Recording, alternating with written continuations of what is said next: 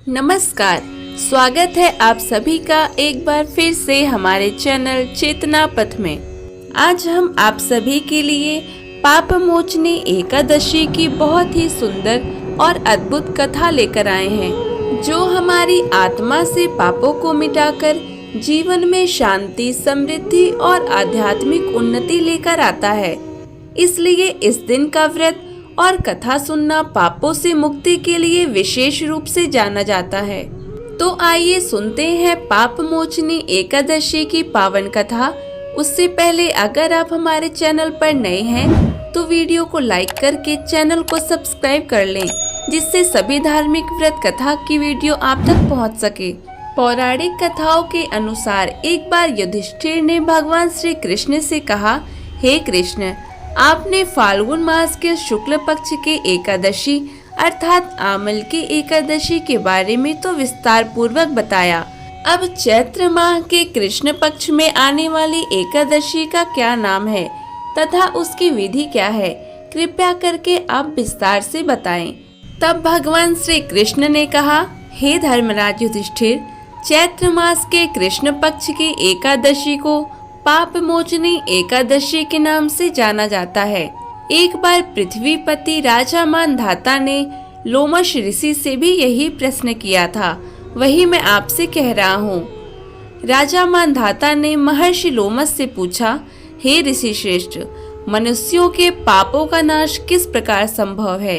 कृपया कोई ऐसा सरल उपाय बताएं जिससे सभी को आसानी से ही पापों से छुटकारा मिल जाए। महर्षि लोमश ने कहा, हे राजन, चैत्र मास के कृष्ण पक्ष की एकादशी का नाम पाप मोचनी एकादशी है। उसके व्रत के प्रभाव से मनुष्यों के अनेक पाप नष्ट हो जाते हैं। मैं आपको इस व्रत की कथा सुनाता हूँ, ध्यान पूर्वक सुनिए। प्राचीन समय में चैत्ररथ नामक एक वन था। उसमें अप्सराएं किन्नरों के साथ विहार किया करती थीं। वहाँ सदैव ही वसंत का मौसम रहता था। कभी गंधर्व कन्याएं विहार करती थीं, तो कभी देवेंद्र एवं अन्य देवताओं के साथ क्रीड़ा किया करते थे। उसी वन में मेधावी नाम के एक ऋषि भी तपस्या में लीन रहते थे। वे एक शिव भक्त थे। एक दिन मंजू घोषा नामक एक अप्सरा ने उनको मोहित कर उनकी निकटता का लाभ उठाने की चेष्टा की। इसलिए वह कुछ दूरी पर बैठकर वीणा बजाकर मधुर स्वर में गाने लगी। उसी समय शिवभक्त महर्षि मेधावी को कामदेव भी जीतने का प्रयास करने लगे। कामदेव ने उस सुंदर अप्सरा के भ्रू का धनुष बनाया, कटाक्ष को उसकी प्रत्यंचा बनाई और उसके नेत्रों को मंजू घोषा अप्सरा का सेनापति बनाया। इस तरह कामदेव अपने शत्रु भक्त को जीतने के लिए तैयार थे। उस समय महर्षि मेधावी भी युवावस्था में थे। वे दूसरे कामदेव के समान प्रतीत हो रहे थे। उस मुनि को देखकर कामदेव के वश में हुई मंजू घोषा ने धीरे धीरे मधुर वाणी से वीणा का गायन शुरू किया, तो महर्षि मेधावी भी मंजू घोषा के मधुर गाने पर तथा उसके सौंदर्य पर मोहित हो गए। उसके सौंदर्य पर मोहित होकर महर्षि मेधावी शिव रहस्य को भूल गए और काम के वशीभूत होकर उसके साथ रमण करने लगे। काम के वशीभूत होने के कारण मुनि को उस समय दिन और रात का कुछ भी ज्ञान नहीं रहा और काफी समय तक वे रमण करते रहे। काफी समय बीत जाने के बाद मंजू घोषा उस मुनि से बोली, हे ऋषिवर, अब मुझे बहुत समय हो गया है, अतः अब स्वर्ग जाने की आज्ञा दीजिए। अप्सरा की ऐसी बात सुनकर ऋषि ने कहा, हे मोहिनी, संध्या को तो आई हो, प्रातः काल होने पर चली जाना। ऋषि के ऐसे वचनों को सुनकर अप्सरा उनके साथ रमण करने लगी। इसी प्रकार दोनों ने साथ साथ बहुत समय बिताया।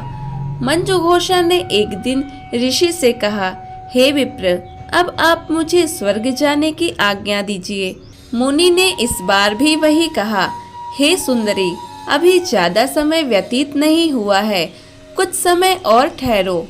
मुनि की बात सुनकर अप्सरा ने कहा, हे ऋषिवर, आपकी रात तो बहुत लंबी है। आप स्वयं ही सोचिए कि मुझे आपके यहाँ आए कितना समय हो गया और अब ज्यादा समय तक ठहरना क्या उचित है। अप्सरा की बात सुनकर मुनि को समय का बोध हुआ और वह गंभीरता पूर्वक विचार करने लगे। जब उन्हें समय का ज्ञान हुआ कि उन्हें रमण करते 57 वर्ष बीत चुके हैं, तो वह उस अप्सरा को काल का रूप समझने लगे। इतना ज्यादा समय भोग विलास में व्यर्थ चला जाने पर उन्हें बड़ा क्रोध आया। वह भयंकर क्रोध से चलते हुए उस तप नाश करने वाली अप्सरा की तरफ भ्रिकुटी तान कर देखने लगे। क्रोध से थरथराते स्वर में मुनि ने उस अप्सरा से कहा, मेरी तप को नष्ट करने वाले दुष्ट, तू महापापिन है और बहुत ही दुराचारिणी है। तुझ पर धिक्कार है। अब तू मेरे श्राप से पिशाचिनी बन जाएगी। मेधावी मुनि के क्रोध युक्त श्राप से वह अप्सरा पिशाचिनी बन गई। यह देख वह व्यथित होकर बोली, हे ऋषिवर, अब आप क्रोध त्याग कर मुझ पर प्रसन्न होइए और कृपा करके बताइए कि इस शाप का निवारण किस प्रकार होगा।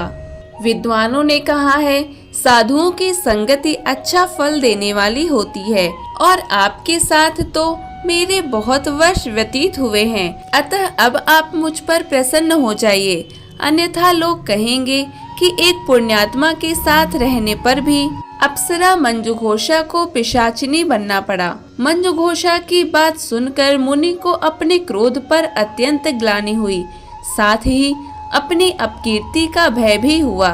अतः पिशाचिनी बनी मंजुघोषा से मुनि ने कहा, तूने मेरा बड़ा बुरा किया है, किंतु फिर भी मैं तुझे इस श्राप से मुक्ति का उपाय बताता हूँ। चैत्र मास के कृष्ण पक्ष की जो एकादशी है उसका नाम पाप मोचनी है। इस एकादशी का उपवास करने से तेरी पिशाचिनी की देह से मुक्ति हो जाएगी। ऐसा कहकर मुनि ने उसको व्रत का सब विधान समझाया। फिर अपने पापों का प्रायश्चित करने के लिए वे अपने पिता च्यवन ऋषि के पास गए। च्यवन ऋषि ने अपने पुत्र मेधावी को देखकर कहा, हे पुत्र, ऐसा क्या किया है तूने कि तेरे सभी तप नष्ट हो गए हैं, जिससे तुम्हारा समस्त तेज मलिन हो गया है। मेधावी मुनि ने लज्जा से अपना सिर झुकाकर कहा, पिताश्री, मैंने एक अप्सरा से रमण करके बहुत बड़ा पाप किया है। इसी पाप के कारण संभवतः मेरा सारा तेज और मेरे तप नष्ट हो गए हैं। कृपया करके आप इस पाप से छुटकारे का उपाय बताइए। च्यवन ऋषि ने कहा, हे पुत्र, तुम चैत्र माह के कृष्ण पक्ष की पाप मोचनी एकादशी का विधि पूर्वक तथा भक्ति पूर्वक उपवास करो। इससे तुम्हारे सभी पाप नष्ट हो जाएंगे। अपने पिता च्यवन ऋषि के वचनों को सुनकर मेधावी मुनि ने पाप मोचनी एकादशी का विधि पूर्वक व्रत किया। उसके प्रभाव से उनके सभी पाप नष्ट हो गए। मंजुघोषा अप्सरा भी पाप मोचनी एकादशी का उपवास करने से पिशाचिनी की देह से छूट गई और पुनः अपना सुंदर रूप धारण कर स्वर्गलोक चली गई।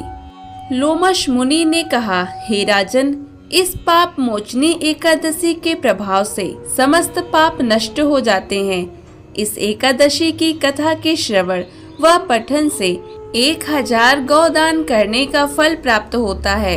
इसी प्रकार भगवान श्री हरि हम सभी पर अपनी कृपा बनाए रहें। ये थी पाप मोचनी एकादशी व्रत की पावन कथा।